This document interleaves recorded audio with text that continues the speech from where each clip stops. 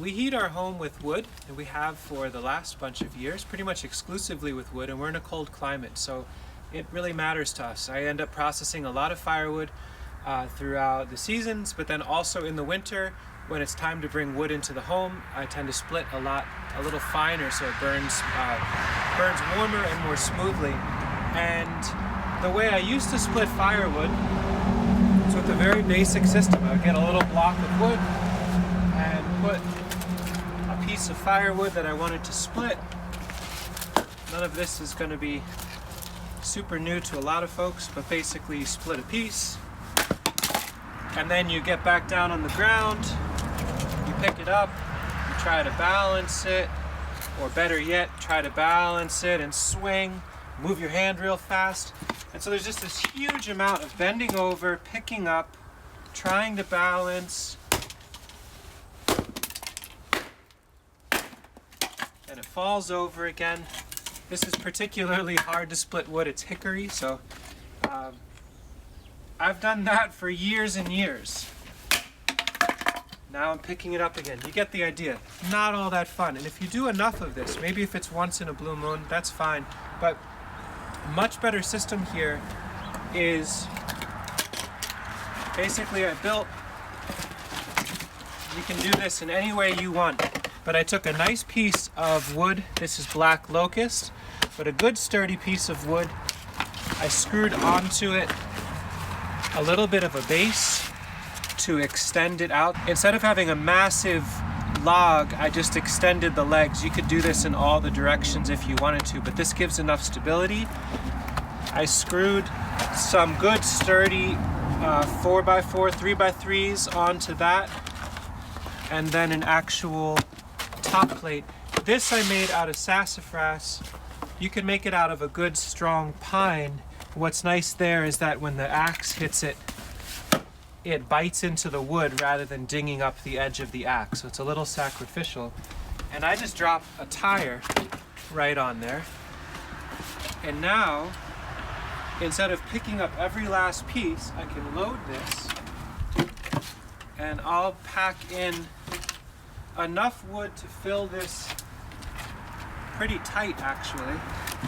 I'll be showing you splitting with a more extreme type of wood, since that's what we have right now.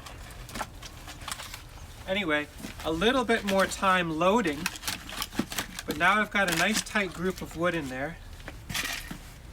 And now for splitting,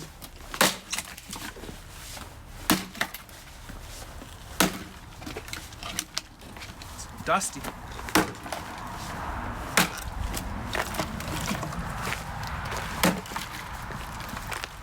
You can see it's keeping it upright. Every blow is going directly into wood.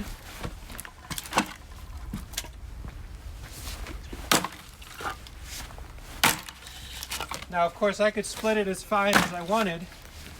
Maybe I want to make some kindling. Imagine if I had to pick up every single piece between every single split. So it takes a little bit more time to load the tire, but so much less time to split. And it's more comfortable. And if I happen to miss, and the axe comes past, the maul comes past, it gets caught on a tire, not on my leg. It's a much wider platform, so it's actually a lot safer.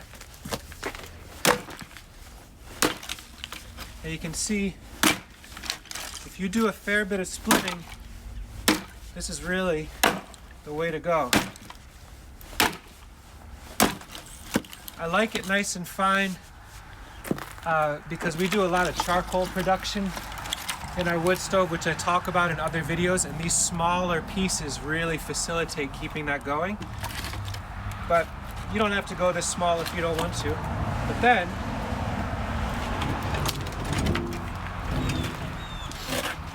we use a wheelbarrow to bring it into the home, and this is another area where this is nice. Once I get a little bit out, I can then take all this firewood and move it over really efficiently. So So you can imagine if you do this more than once a week, I'll fill 2 wheelbarrows about twice a week. So it's a fair bit of work. All of that bending over, there'd be tens of thousands of times of me bending over to pick stuff up off the ground if it weren't for this very simple addition. It's a log with a platform of whatever you want to make it out of, and an old tire. I don't mount the tire onto this because periodically I like to clean it out and then just drop it back on. And if this is light enough, you can store it out of the way or lean it over to clean it. Anyway, pretty simple system, huge upgrade in my life. Maybe it'll be one for you too. Thanks for watching.